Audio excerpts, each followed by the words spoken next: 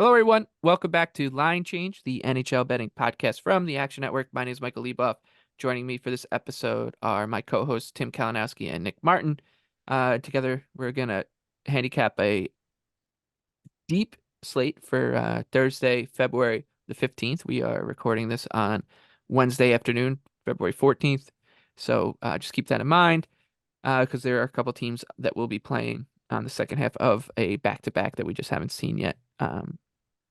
When we're breaking it down. But with slate like these, we like to start off with our favorite underdogs. And Nick, you're gonna zero in on a red hot team that was ice cold, and now they're red hot, and everybody gave up on them, and now everybody's back in on them. And man, the Flyers, the Philadelphia Flyers, they're plus 145 in Toronto. The Leafs are minus 175 with a 6.5 total.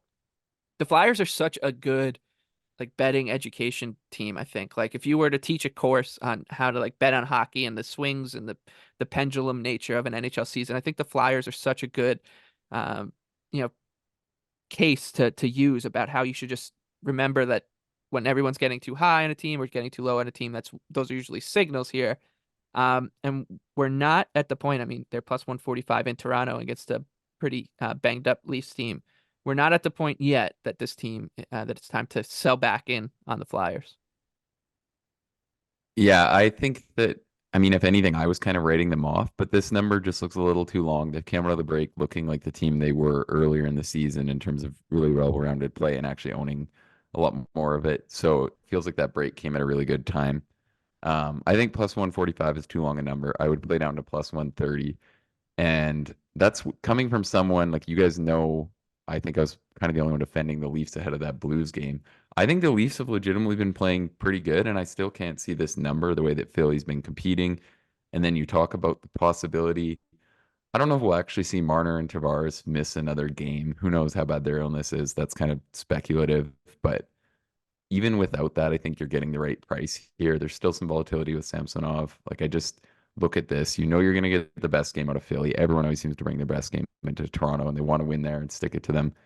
The number looks too long to me. I think the Flyers have the avenues to make this a lot more competitive. So if they get a decent goaltending start themselves, I just think it's the right price to get on it. And yeah, we know Riley's going to be out. And to look at the Leafs perspective on this, I think first off, we always see these teams handle losses well in the short term. We see that a lot where it's one night they can get up for it. The other teams hasn't seen what they're going to do differently and so on. Players can handle a bigger role in a one-off sometimes, but that doesn't mean a lot. And then the other thing is, I just if you are going to end up without Nylander or Marner or Tavares or any of these guys, then you're getting a great number. So that's always a pro.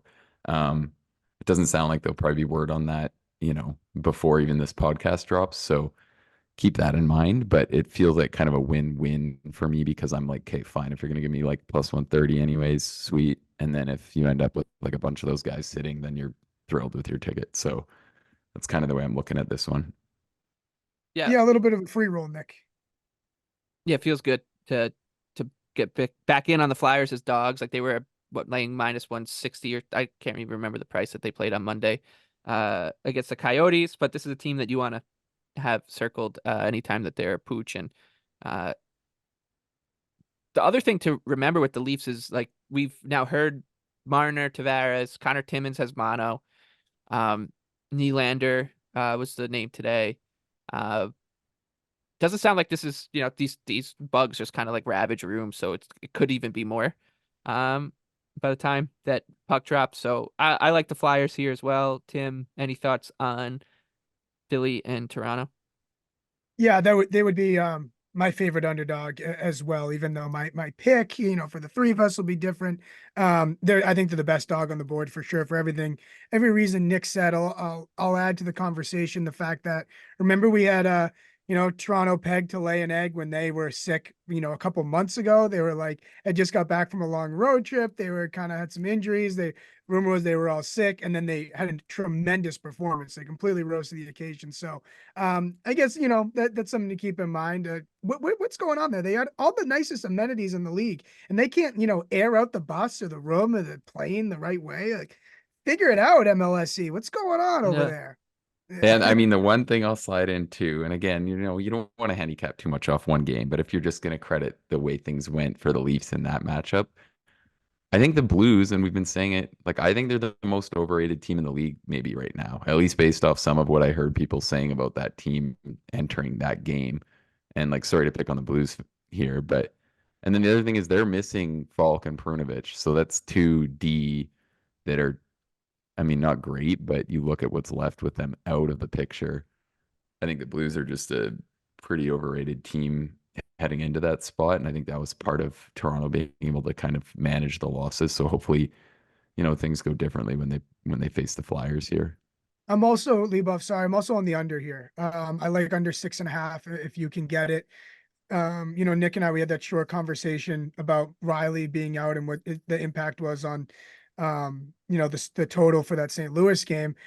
You've been saying it. The Leafs play better defensively than a lot of people want to give them credit for. I think they played really, good team defense in terms of just making sure that nothing was too clean of a look. So if they play that way again against Philly, who's already low event, who's already one of the best teams at not allowing high danger chances, I can see this thing being a bit of a slog. So I like under 6.5 if you can get it.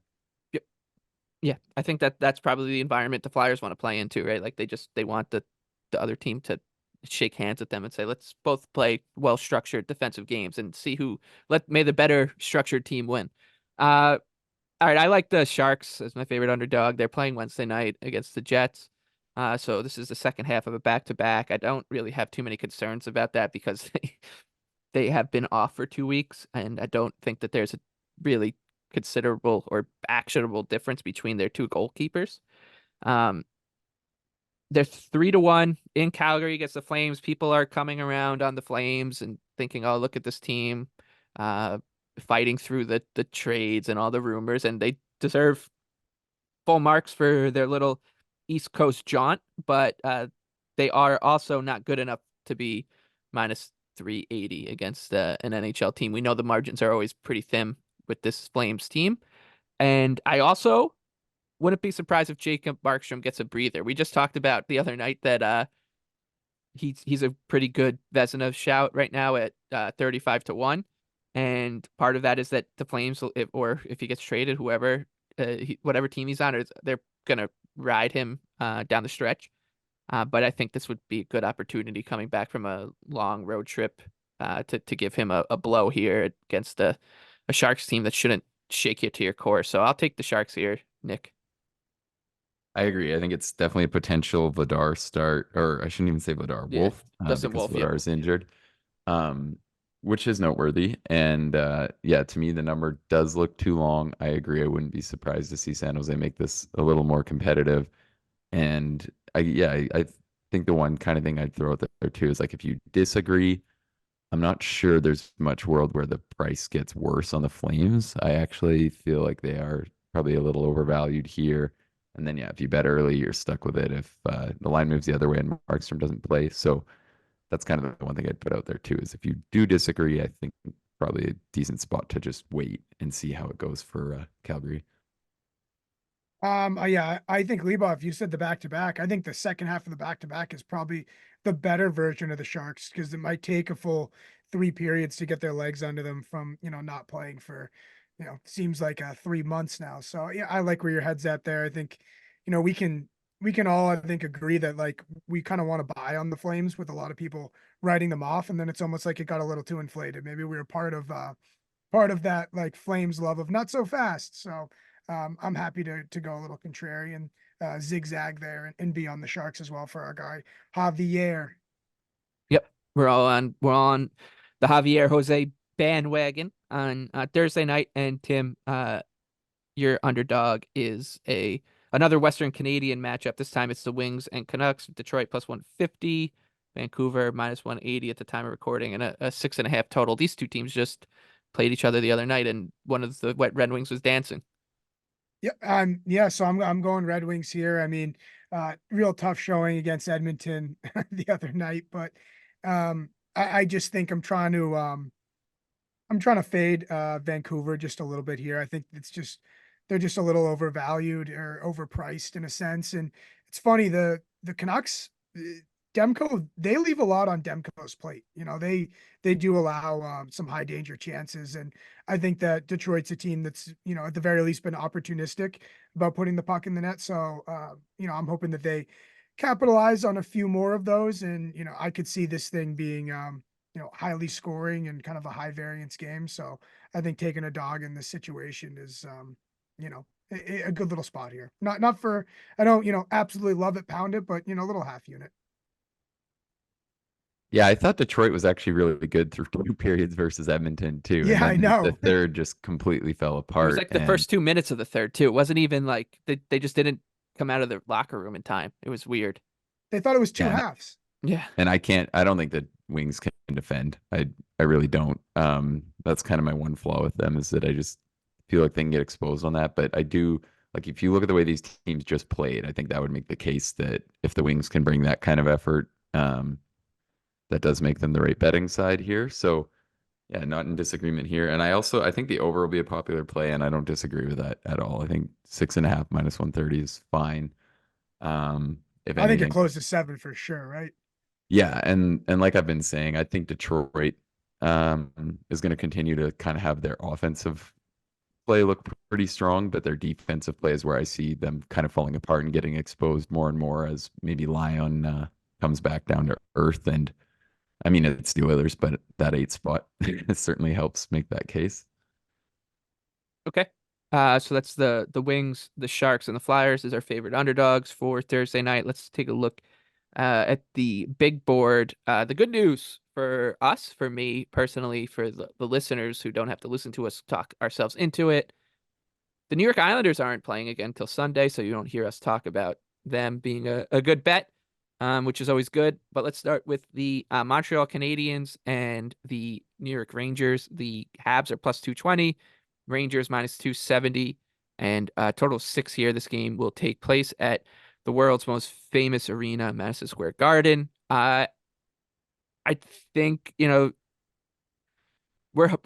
been pretty hard on Montreal, Nick, you especially. But they're plus 220 here against a team that I think is getting a little bit too much credit for a 5-game winning streak that there've been a couple of decent performances. The win against Calgary was a good, defensive effort. Shesterkin was good. The win against Chicago was not impressive at all. And then the win against Tampa, I think, was decent too, but the Lightning lost like a shock injury in the middle of that game. So I think and stop me if you've heard this before, like I think a couple things have tilted in the right direction for the Rangers in terms of fortune. So I think that this number looks like it has a little bit of air in it. I don't hate a shot on Montreal, but yeah, I think I'll end up betting Montreal here, Nick. Yeah, I'm definitely leaning with the Habs or pass. They embarrassed me the other night. But I think a good point with a lot of our picks for that night because I don't know how you guys did, but I finished up okay, is that, an embarrassing loss only counts for one loss. So I think that is kind of an important point because some of those sides were a joke. I know we're about to get into the Kings as well. But I think that Montreal has the avenues to be competitive here. I'd expect a Montembeault game. So I agree. And then the other prop, I think I'll go back to Slavkovsky over 2.5, assuming the number doesn't move too much now that they're playing a tougher opponent. So I would go to plus 130 with that. I think that's a decent look. We'll see how much it moves because he did hit it again the other night. That also was priced at home versus one of the league's best matchups, though. And now we're talking about, a less, not a horrible matchup. I don't mind it. Like, I think the game script should work in their favor a little more. And then the other one I kind of like is Caulfield to score. Just the way their power play is going. I really think everyone's moving the puck really well. It didn't quite open up for him versus Anaheim, but the Rangers, again, better penalty kill, but I still think the chances will be there. He was all over it. I feel like eventually it's got to fall to him. So, yeah, I think if you wanted to target Montreal's top line staying really hot, I don't mind that at all. They really look like they're playing quite well. I don't view the Rangers as like a horrible matchup. So, yeah, leading with the Habs, Slavkovsky, Caulfield, whatever you want to do on that front is something I can get behind. Slavkovsky on fire. This guy, He's been sick. I think that my, plan and leaning Habs here is, there's no reason that game can't look exactly like New York and Calgary. And at that case, plus 220, more than happy, right? I will say the Rangers have been a bit stale on the power play as of late. And Montreal is a bottom 3 kill in the league. So that could be what we read in the box score the next day, is that New York makes them pay on the power play, unfortunately, but that's why it's a plus 220 dog. Um, yeah, I think for all the reasons you guys said, it's worth a little play here. The Habs can be feisty, and the Rangers aren't a great I don't bode well as a heavy favorite, would you say, Leboff? Probably Yeah, no, they I think so. I think it's a good way to put it. They just, because they rely so much on their special teams and game breakers. Like, if you could, like, the Habs could easily play them decently at 5-on-5. So right. Yeah, and the one thing too, I kind of throw out, I'll probably be watching if Zibanejad is plus 135 to get over 2.5 shots again. Admittedly, I've been losing on this like an idiot this year. I just can't see how he is trending so low on shots. I know they don't own much of the play because he's playing worse and Blake Wheeler on the line is just not working. But this is a good matchup to help hide that. And then on the power play, I just feel like it seems so bizarre to not try to find him for more looks. And you've got some good passers out there. He's still got such a good shot from the other side. I feel like you look at comparable guys, they are always just trending so much higher in terms of shots on goal. Guys who just set up on that left hash. So I might end up kind of getting sucked into that as well, because I just feel like the numbers are getting too long. And at some point, he's got to start trending a little higher in terms of shots on goal. And the other thing that I'll throw out, if we're going to kind of talk about their power play, is I think it looks like they're still doing this kind of split 2 units thing, and I know that kind of works against what I just said. I have no idea why coaches do this. To me, I think it's just really, really not smart coaching at all. Like, NHL players can play 1:30 on the power play and not get gassed. And I don't know if it's something you're trying to see what works and maybe motivate one of the units to get going and earn the time, but I think you just compile your top unit and play it. That's my take, at least. Maybe I've watched too many Ovechkin shifts where he sits there for all 2 minutes, but I think if you have a good power play going, they can handle a little more ice than splitting it down the middle. maybe this Nick, is come it. watch my high school team. They're on the ice for the entire 2 minutes of the power play. My Tell him I endorse that. Don't ever change. my theory is that Peter Laviolette thinks he's being cheeky. Let's keep the tape down, like college football teams. We always assume, like, oh, they're not going to show any of their special plays in this game. They'll wait to use them in the next game. Kraken, Bruins. Seems like a barn burner here. The Kraken are plus 164. Boston minus 198.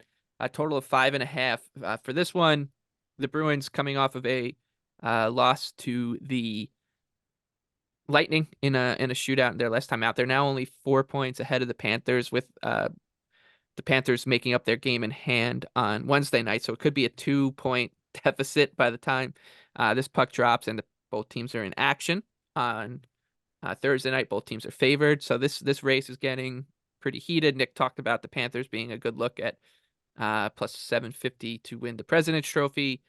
But let's talk about the Bruins for a second. I just think it's more of the same. I just think that this is such a, set it and forget it team. Like, I've got no betting interest in this game at all. I think it's going to be played out. I feel we talk so much like about a game. If I could pick one out on this schedule, like the Blues and Oilers game could go, I think, in a million different directions, because you got high-powered team, another team that's clinical. You can see that game going. The range of outcomes are almost infinite. Whereas this one, I can see this game script going like 3 different directions, and none of them seem appealing to me for betting purposes, Tim. Yeah, I think you're bang on. It's pretty much a pass, I would imagine, for all of us. The Bruins have kind of been fighting it a little bit as of late, but do you just trust them to, like, not get, overpowered by a team like Seattle and just come out of there 2-0, 3-1, whatever it is, and move on? But at the same time, like, you don't want to, you alluded to, like, only 3 real outcomes you see. That would make you kind of think under, but at 5.5, I don't really want to leave the door open for, empty net type shenanigans, 3 goals in the last 3 minutes with Boston being up 1-0, something like that. So I totally get what you're saying here. The Bruins kind of need to find their fastball again here, which maybe their fastball is just really good goaltending. So I don't, I don't know. Yeah, I was kind of thinking alongside you, Tim. I thought we might see the odd six pop out for this game, and Mm. no, I'm just not as smart as I thought because every book knows and set 5.5, and I'm kind of in the same boat. I feel like we'll see like a pretty tightly contested affair. Maybe at one point Seattle kind of looks like they're in it. I could see something like the Bruins just pulling away late, like 4-2. Yeah. Yeah, I didn't Pasternak really just have much here. Maybe wires one down the wing. an exact score line of like 1-0 Bruins. Mhm. Kings, we'll have to talk about the Kings. Stop. They're plus 110 in New Jersey. The Devils minus 130, total 6.5. New Jersey has won a couple on the spin here. They looked really good against Nashville on the road on the second half of a back-to-back on Tuesday night. We're full credit for that win. I thought Timo Meier was full credit to score as well, which is crazy to say considering how he's looked. And if he finds any form of his like any sort of level, like this team starts to look pretty interesting. They're only 6 points back of the Flyers in that for that 3 spot. Flyers have played 2 more games. Uh, the Devils were written off about 5 days ago. We're now back into the mode of saying here. We said it right before we started recording. That, oh, they could be the team nobody wants to play in the playoffs. I still don't trust them enough to bet this number against a Kings team that just lost 7-0 to Buffalo, and you'd assume like as if they're during that long 32 game losing streak they had, um, you just assumed that their effort was going to get better. Like, oh, they can't possibly just come out and lay another egg. But I guess the Devils could just make you look like you're laying an egg with their speed when you're not even doing it, right? So I, I would be closer to betting the Devils here, Nick, but there's still too many kind of weird things with the way New Jersey's blue line sets up and their goaltending to lay this number against a team that should be good. Yeah, the Devils looked so good versus Nashville. They looked a lot like that team we saw more of last season, where they're just playing so well off the puck, and some of the offensive zone sequences were so good. Nemec looks unreal. They look like a complete wagon. Jack Hughes is playing like at a ridiculous level. Completely, like, it makes me frustrated because if he didn't get injured, I wonder if maybe our MVP tickets would have had a chance. So I think the case for the Devils is strong. I would be closer on them. But yeah, with this kind of, with their goaltending volatility, and I don't know, I would still lean towards passing, but I can definitely hear you out on the Devils. And the Kings, like, what is there even? I feel like there's nothing to even talk about since the last time we tried to say bet them because they completely no-showed. And I thought it was one of the most surprising spots to just completely no-show a game of the year, right? Like you win your first game under new coach really handily at home versus Edmonton. I don't feel like, as much as we don't want to rate one game, it felt so bizarre to see them just completely no-show. And credit to the Sabres who played well, but I just for me it's yeah, I don't know how you touch this team right now. And then the other thing going forward, like we keep getting sucked in because I think the roster looks really good, but the goaltending situation is really scary for the Kings right now. Like what can you bank on? Your Talbot's got to find it, or Riddick. Like that's at this point instills no faith in me whatsoever. So I don't think the Kings should be anywhere near as bad as they've been, but I don't think we can, honestly bet on them turning it around anymore. Yeah, I mean, everything about betting, if we just didn't have a previous sample to like, taint our view of the Kings, it would be leaning on the Kings here, right? Like, but we just can't get it out of our head how often they've disappointed. And I'm at the point where I think like there has to be something legitimately wrong here, like in the room, like something. Maybe it's Dubois, maybe that's just media, like red meat, but like something has to be legitimately wrong with this team or in this room. I don't know how you lose 7-0 to friggin' Buffalo. That it's Kopitar was -6. And you got, Dowdy when he said we got guys here that think it's point night and other guys here that want to work or whatever. Well, Kopitar is one of those vets. How are you dash 6 against Buffalo? Well, There's it doesn't something help. legitimately wrong. Oh yeah, and it doesn't help that you get 0 saves. Yeah. Not that they They don't generated deserve enough. them. They I don't was just gonna deserve say they saves. didn't generate They enough don't to say deserve it. them. They It didn't deserve They matters, don't but deserve saves. Like and that the old one, Oilers team deserved a save in the beginning of the yeah, year. This team doesn't deserve a save. the one kind of interesting note I thought about that Devils Preds game too was there was so many posts, and I actually, when the Devils were losing, got a random DM on Twitter. So shout out if you're that guy about how the Devils were like 1-7-1 on back-to-backs this year. And I think it's a good note about why you just should at least consider like the value of a trend and like try to analyze why it's happened. Because then I looked into it. A lot of those games they'd played really well, and all the recent ones they'd played the Oilers, Boston, Canucks, and Stars. And some of those games they were significantly more beat up than they are currently. So I just think at times you do want to try to consider, and like granted, that one sounds like a more logical trend, right? Like they're losing back to backs. I get it. It's not the same as being like this team's lost 10 straight in this arena, even though all the coaches are different and the players are different and so on. I think that means something. But I think my point is just, if you're going to use stuff like that, um, at least try to consider why you think a trend is happening. Like consider the causation, because obviously, there's always going to be a pattern to how things happen. It's why they throw up like the boards at the casino with the roulette wheel and the baccarat table, right? Because it's like I think Yep. they like that it instills confidence in people to bet on some of these things. 10 Reds in a row. God, you feel so smart when the first time you think about that theory in the roulette. It's just the best feeling in the world when you're like, I just figured it out. I figured out how we could get rich. I promise I want to talk about the Islanders, but Nick, if you can do some digging into why the Islanders are 3-5-5 this season on when they're playing a team on the second night of a back-to-back. Yeah, They're they're just bad. not. They That's have my bad dig. players. They have bad players. Panthers, Sabres, the Cats -148, Sabres +124. Total here 6.5. Florida will be traveling on a back-to-back. They're playing in Pittsburgh on Wednesday night. They just had a back-to-back where they were in Pittsburgh. They actually played the Islanders and beat them in overtime the second night. So it's funny that this is now the second time in less than like 2 weeks that this has happened. I've got nothing to worry about with Florida. I think that Buffalo has been better. I think part of that reason is because Pekka Luukkonen is providing some solid goaltending. But when you look at like once again the kind of pattern with this team all season has largely remained the same. Uh, they just basically post up like a 5-5 every time you look at their last 10 on the NHL.com standings. So like 4-5-1 or 5-4-1. And it's just they never seem to string it together. Perhaps they start doing it here, but this is a tough spot. Even with tough opponent, even in a tricky spot for Florida. I would almost want to bet Buffalo in here, but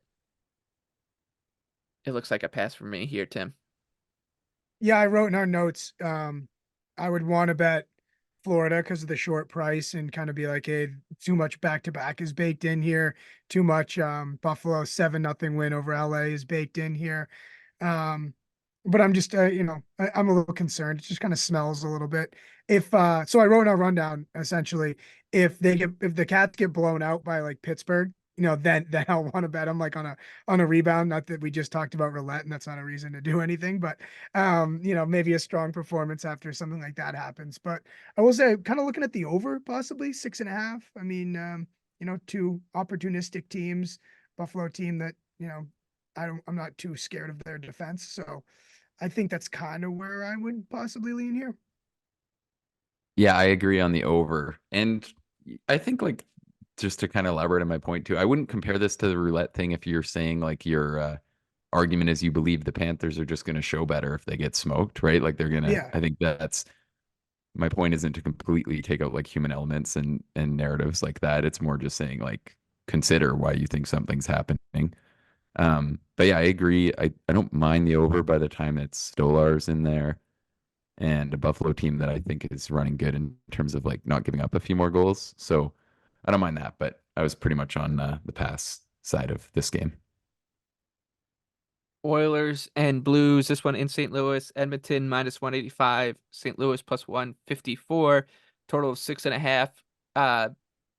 We just talked about at the top of the show during the Leafs and Flyers segment about how the Blues at the moment, I don't think it's fair to call them like the most overrated team in the league, just generally like in the whole over the course of the whole season, because that's probably the Islanders because they're terrible. But um, the Blues, I think at the given moment, like with the way that were, they had won 7 of 8 going into that Leafs game. I think that's the point, Nick, you were trying to make. Like they just didn't play like a team that should have won 7-1 over an 8-game sample. And this Oilers team is built to just find them out, I think. Like, because you're talking about a Blues team, excuse me, that's biggest strength is how good it is at creating good opportunities and finishing them off, and an Oilers team that can do that better than them. So, don't like the matchup for St. Louis. Not really tempted by the number here, so I'll pass. I don't actually hate looking at an Oilers like building something fun with the Oilers. What do you think, Nick? Yeah, I agree. I wouldn't hate just going back to the Oilers to score over 3.5, or if you wanted to play just over 4 and push on 4, I wouldn't mind that. I didn't think the Blues were too bad versus the Leafs, but you also look at who was in that lineup, and the Leafs still got to 4 with the empty netter and generated a decent amount of chances. Like, I don't think you'd be saying that was Binnington's fault at all. And that's kind of the thing for me is like they're giving up so many chances. Even if they get decent goaltending, I think they're just going to keep allowing a lot. We talked about how they are without some bodies on the back end. I think it is one of the worst blue lines of any team in the playoff races. And yeah, I like that point you put out there for me about just saying like relative to winning 7 of 8. I'm not trying to completely roast the Blues here. It's just you see that happen, and then that's when a lot of the people kind of forget about the way the games are played and just say Yeah. like, hey, they won 7 and 8, look, seven And and eight, and look at how good I, they are. I've been working on this theory for a while, and I bring it up a lot, and I've kind of honed in on it, a better way to explain it, which is like when the national media start talking about a team, it's because there's 32 teams in the league. So if a national writer or national podcaster is paying attention to a team like the Blues, it's because they're either red hot or shit's going completely wrong. And that's those are your market signals, right? Like because for us, like we have to be in the weeds with everybody, and uh, they don't. So they have to be in the weeds with one team, and they are in Southern Ontario. Tim, what do you have? Yeah, us, no, nothing's like us. Nothing's harder than what we do. Yeah, We, we're the hardest working people in in the showbiz. trenches. Come Showbiz. on. Yeah, like it's like the coal mine here. If Getting my my handicapped my, for the my NHL. wife's an emergency room nurse, she doesn't know how lucky she is. Imagine she had like, come on, you think it's hard what you're doing? Do you think trying to convince people to bet on the Sharks? Try to resuscitate the LA Kings. Yeah, exactly. Oh, God. But fair to say, if you're betting against the Oilers at this point, you're just like trying to predict if they're going to have an off night, right? Like it seems like that's not a good way to go about things. Like, I think tonight they have a night off, so that's something I don't want to dip my toe into at all. It's too scary of a thing to do. I don't care what team is on the other side. All right, Stars and Preds next in Nashville. Preds are +110 at home. Stars -130. Total here 6.5. I actually think Dallas is okay to bet here as a short road favorite. They are, um, I think they're going well, and I know the Predators have generally been better than expected, but we're now getting to the point of the season where I think things start to taper off. They're starting to show signs of that, and they're not getting the saves. Like Saros has been good at times, and but generally the season's been kind of underwhelming for him. And I wonder if part of it is because his name has been out there a little bit in trade rumors. Maybe who knows with a goaltender. It's such a solitary position. I think that there is some of that can affect your play when you are alone, basically. They're also playing a little bit more of like a back and forth style. They just got shelled by the Devils. I think the Stars are okay here, Tim. Yeah, I looked at this line and was waiting to be convinced of why I'd be wrong about Dallas. I think all the things you just said, this is, and I apologize, I keep using it, but I love that you said it. The, excuse to bet a good team. I just think that's so perfect. Like to be able to, we don't get to bet Dallas a lot, right? It's so, a situation like this, I guess I'll defer to Nick on if it it takes two to tango, are the Predators that team that make it a good fit to play on Dallas here? No, I think that it's the stars are passed for me. I didn't quite have the conviction to like want to bet it on a good slate, but I think that the stars could be closer to -140. I think it'll probably move that way in time. You guys know I want the stars to win this game and for our futures and so on. So for me, that was enough, but I could definitely hear out the cases of the stars. Yeah, and you got to give Saros his roses for that game the other night, Mike, because Yeah. not great as he's been good, but Yeah. holy, I was Yep. ready he to almost have a won that fit. one on his own. And then the goal he gave up on Meyer to lose it was like just a strange, like people were kind of That's roasting him a tough. bit, and I was like, Yeah. what is he supposed to do better in that situation? There's like 8 limbs in front of him, and the puck is on the. Anyways. Oh, and it's hard when you're on shot 46. Yeah. Yeah, no, I know a guy who lives about 20 minutes north of me on Long Island who can tell you all about that. Penguins and Hawks. Pittsburgh on the second end of a back-to-back. They'll be traveling from Pittsburgh to Chicago. They'll be traveling as a heavy favorite, as you'd expect. They are -230. The Chicago Blackhawks +190. Man, it was weird. We were all pretty into the Sharks.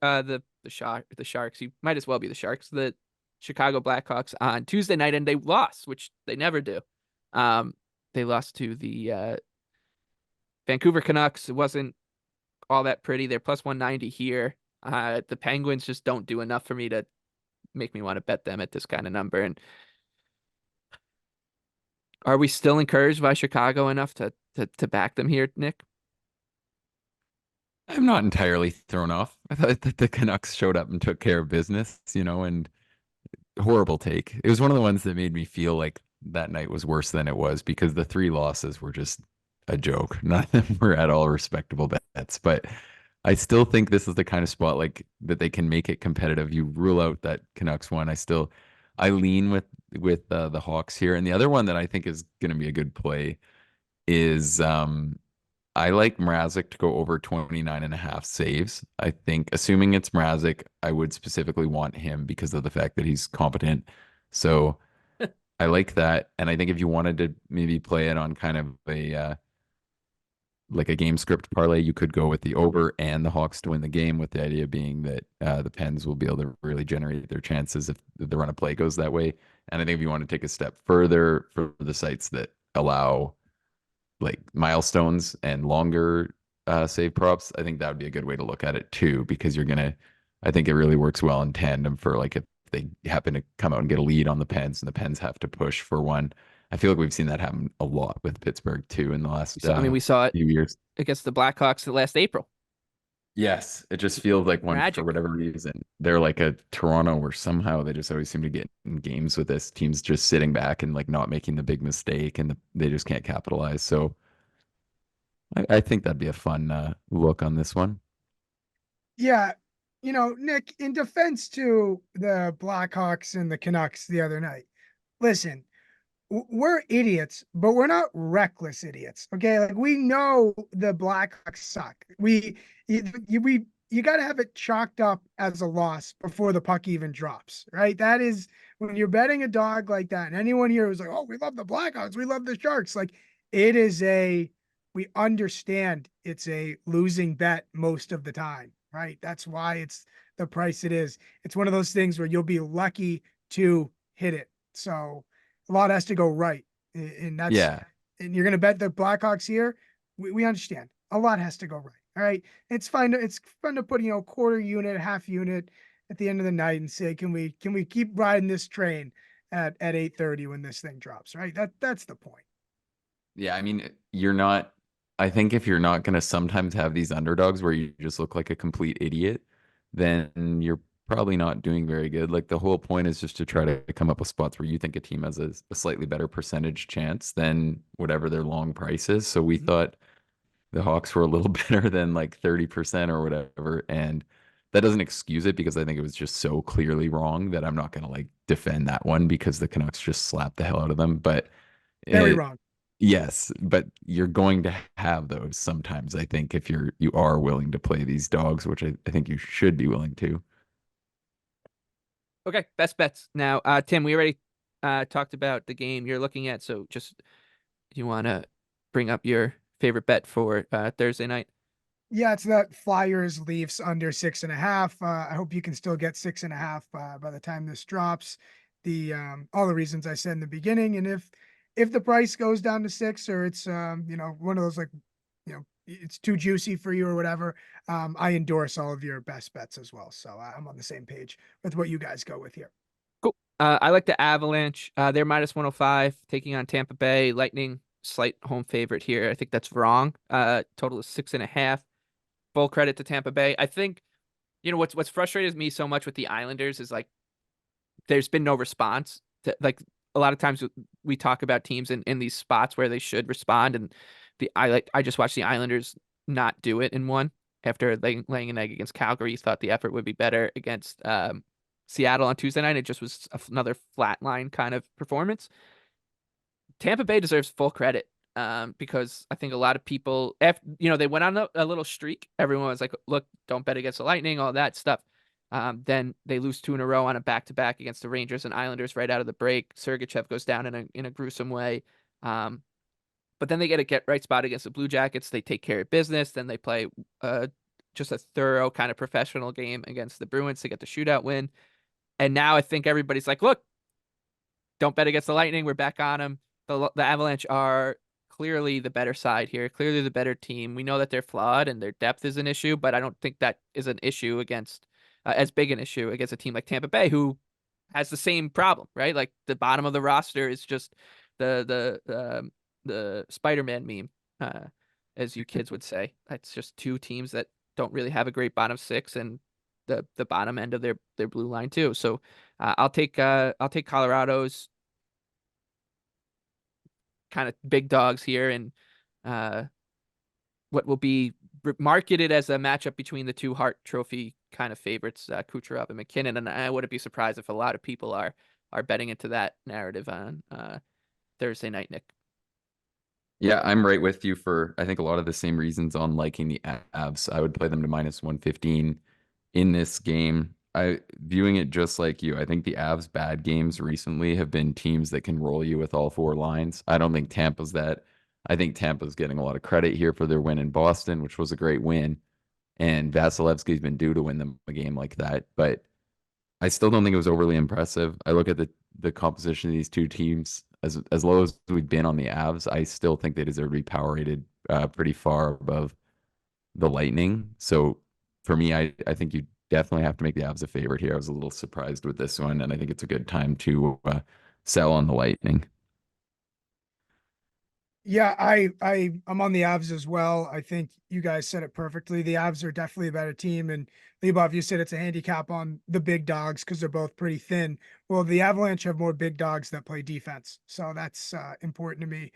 Makar, obviously the most notable, but that also bodes well, right, Nick? To the I think we're looking at the over here as well. It can pretty much be a wide open game. Colorado plays just so much variance to their game. They allow chances, they generate chances, and then also too, if Tampa Bay gets a couple power plays, they can kill you there as well. There's a lot of avenues for this thing to go over, and I also endorse Colorado because they're rested, right? You said that what's hard for them is a team that can play four lines. Well, I just look back and just eyeballing the schedule here. I feel like I really found something with Colorado, and that when it's back to back or 3 and 4, that's when they've lost their games and gone on skids. And that kind of plays into the fact that their stars just play a little too often. So again, that's why you wouldn't play them in a 3 out of 4 situation. But if they're rested, yeah, it's a good thing. Play the stars. I want those guys out on the ice. Yeah, I agree. And I'm right with you on the over. I know some people probably saw me log that. The one reason that I just didn't dwell on that as much is it looks like more of the numbers have moved off that, where like the money line, there's still Bet365 as the Avs plus 100 right now. So hopefully that holds because I definitely don't agree with that. Or yeah, definitely don't agree with that and think that's more likely to stay in kind of a preferred target range and be the preferred play here. But I like both, with my thoughts being enlarged that the Avs are going to get theirs offensively. And then I'll just jump right into my best bet, right? I think that's the last thing we got is I'm going to stick with what's been working for us, and hopefully some of these 6.5s hold up on the Ducks Sens game. There's -130 right now. I would play it to -140. I'm just looking at the way the Senators need to win games right now, and I don't think there should be 6.5s versus almost anybody. And I know the Ducks are a bit of a low event team. They didn't get anything offensively versus the Habs, but I still think they have the horses to show better. I don't know what went on with that game. Like, that was kind of bizarre. I feel like all the Ducks that I had faith were going to help us win that bet were just downright horrible. Carlson, Terry, Vetrano, Henrique, everyone was just a complete no-show, and credit to the Habs for that. But I still think the Ducks have the offensive upside to get theirs versus the Sens. And maybe if they bounce back and play better here, that's kind of where I feel like it'll show out a little more, is on the offensive side of things. And Ottawa's goaltending can fall apart at any moment. It wasn't even really particularly strong versus the Blue Jackets. And then the Sens, they're generating as many chances as anyone in the league right now. I think they actually have some of the most offensive talent in the league. That was why we liked them entering the year. So yeah, for me, 6.5 is just too low. I think these should all be set at 7 with relatively even prices. Here come the Senators, baby. Yeah, I don't really have much on this game. From a betting standpoint, I just want to point out that if Ottawa takes care of the Ducks and the Red Wings lose, they're only 12 points back. So they just need the season to be extended to 106 games, and I think that they'll find their way in. Tim, anything on Sens and Ducks? I took that over on open as well. Hopefully it's still there. That's this is how the Ottawa Senators like to play hockey. They can you talk about avenues leave off, very easily could be 7-0 Ducks the way their goaltending goes. Well, I just want to point out one quick thing about the Senators before we move on. In their last 5 games, they've scored 2, 3, 4, 5, and 6 goals. So that's fun. Not in order though. I wish it was in order, but You can point out that they're 2-0 in Feb too, which yeah, also the 2-0 shows in why it's Feb, such and a their next 2 dumbass bet. games are the Ducks and Blackhawks, and then a sort of winnable game against the Lightning. So yeah, that was live. Look out. We just need them to squeeze. Maybe they can push that Coyotes game to February 29th or something instead of March 1st. Anyways, that'll do it. At the top, our favorite underdogs for Thursday night, February 15th, were the Flyers, the Sharks, and the why am I blanking? Let me start that. Oh, the Wings. 5, 4, 3, 2. All right, that'll do it for us. At the top, our favorite underdogs were the Detroit Red Wings in Vancouver, the San Jose Sharks in Calgary, the Philadelphia Flyers in Toronto. Tim's best bet was the under in that Flyers Leafs game. My best bet was the Avalanche, up to -120 in Tampa, and Nick liked the over 6.5 in Ducks and Sens. For Tim and Nick, I'm Mike. Thank you to Noah, our producer. Thank you for listening. We'll see you again next week.